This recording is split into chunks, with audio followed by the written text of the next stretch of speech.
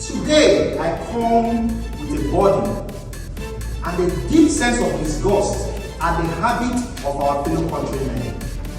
An anonymous quote said that life becomes more meaningful when we realize the simple facts that we'll never experience a moment twice. Seek counsel and look for counsel on that subject matter. The value of wise counsel in moments of crisis can never be overestimated. Toastmaster of the day, my fellow Toastmasters, invited guests, and our online guests. In the book Julius Caesar, Cassius, a Roman general, told Brutus, and he said, the fault, dear Brutus, lies in us and not in our stars. And I repeat, he tells him the fault, dear Brutus, lies in us and not in our stars that we are underlings. Now, this statement from that immortal literature points to us that we are masters of our fate, we are masters of our destiny, and not leaving things to chance or to fate, as we will call it. Looking at the situation of Nigeria, and of course some people say bad economy, and knowing the fact that the majority of my income has come in my practice of law, once in a while I sit back and wonder what would have happened if I had not studied law and I have not jabbered in today's Nigeria. Now, this line of thought, like the Roman god Janus, who has two faces, one looking into the future and one looking into the past, always casts my mind back to sometime in 2009 when I wrote my first job. Now, I'll go a little back to 2006 when I was in JSS 3, when I decided to study law. Now, when you ask some people why they study law, they will tell you because they want to represent the underprivileged, they want to do something that was a bit highfalutin. That wasn't my case. My own case was simple. I loved arguing, and I felt that the best way to argue was to be a lawyer and engage in high-level debates like the Athenians of old. Now, coming back to 2009, I had applied to study law, and then I applied for Imo State University. I'm an Imo State indigenous, so it should be easy to get into university. The JAMB results came out, I scored 252.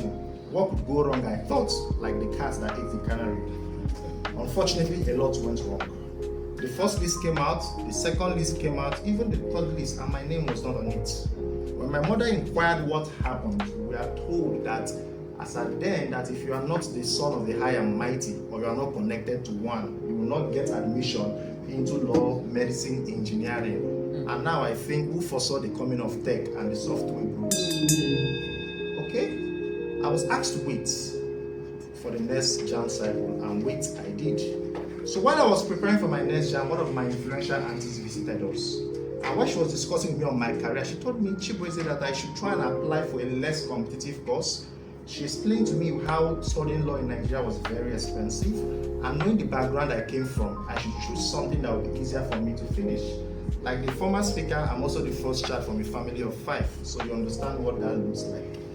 I looked at her and I told her that I would still study law. I'm sure she left that meeting with the impression that I was very self-willed. I applied for JAMB, chose University of Benin this time.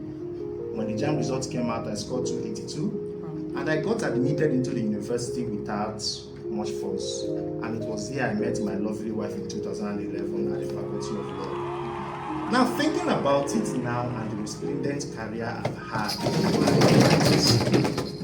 I'm much more convinced that we make our beds the way we want to lie on it, and not society, not the economic situations or the opinions of people.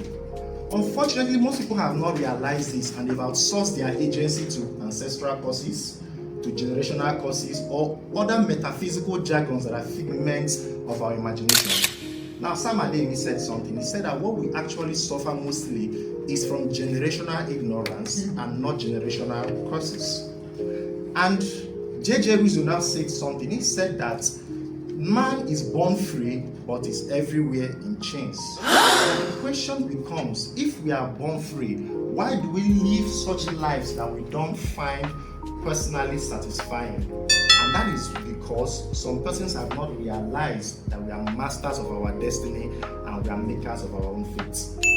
Now, while I conclude on my speech, Eleanor Roosevelt said something. She said that I'm where I am today because of the choices I made yesterday.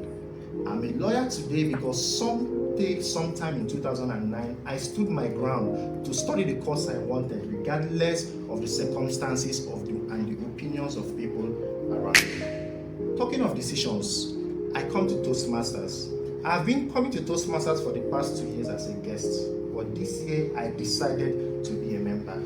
Again, not because I want to learn public speaking, I think I try to be good at that, but because I feel that Toastmasters is a place where I can hear the best argue. I will argue with the best, and possibly someday